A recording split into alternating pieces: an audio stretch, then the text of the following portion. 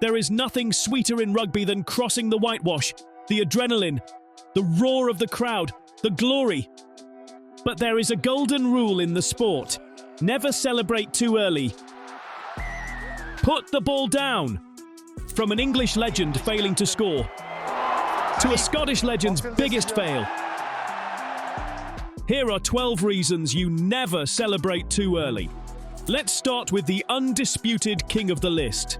It's the Champions Cup, Bath versus Toulouse. The game is on an absolute knife edge when Freddie Burns gets the moment that turns average men into heroes.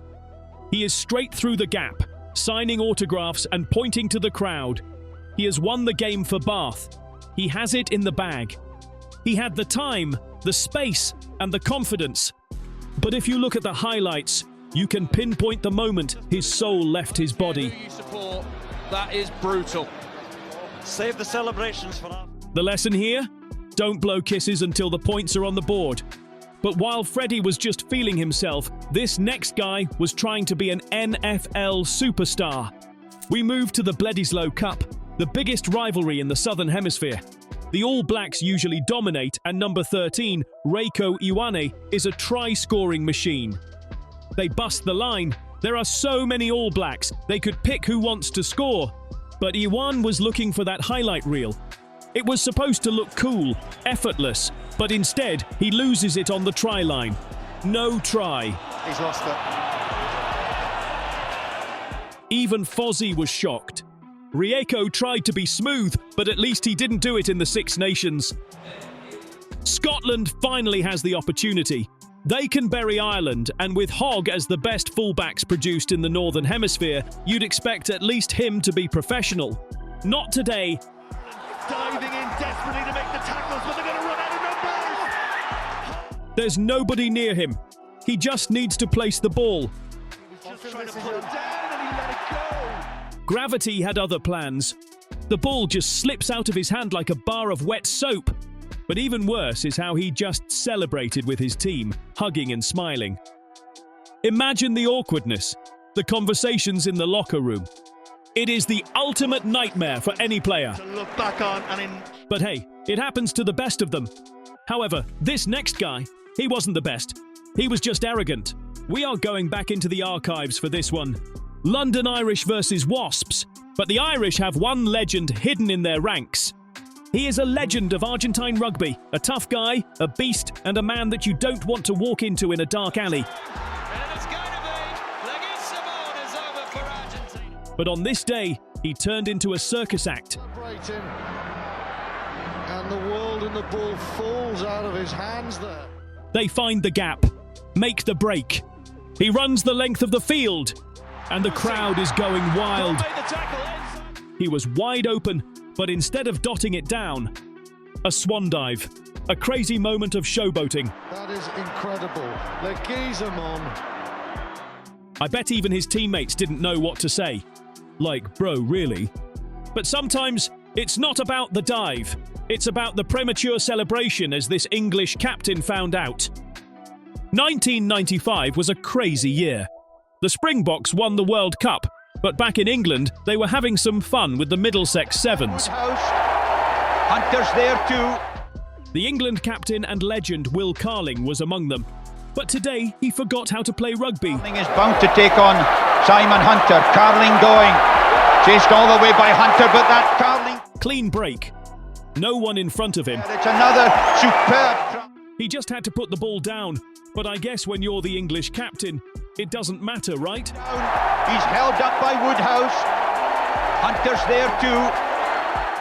But speaking of English captains, it's the 2016 European Champions Cup, just years before it became the Investec Cup. Saracens were dominating. Then Farrell, the man for his brutal tackles, got his shot. And it's Owen Farrell. No! No, no, no, no, no! As the commentators said, no, no, no, no. You can see the heartbreak on his face, wishing the earth would swallow him whole. It just proves that even the legends are not immune to mistakes. You'd expect that from the youth. Speaking of the youth, I bet you've never heard of the Flying Fish, and there is a reason for that. It's an under-20 game between the Warriors and the Souths. The game is tied when this happens. Turns defence into attack. They won't catch the flying fish. He is straight through under the sticks. But does he score? No. Put him down for try number 11, or is it? Because Hayden O'Donnell has come from nowhere and pulled off a remarkable tackle.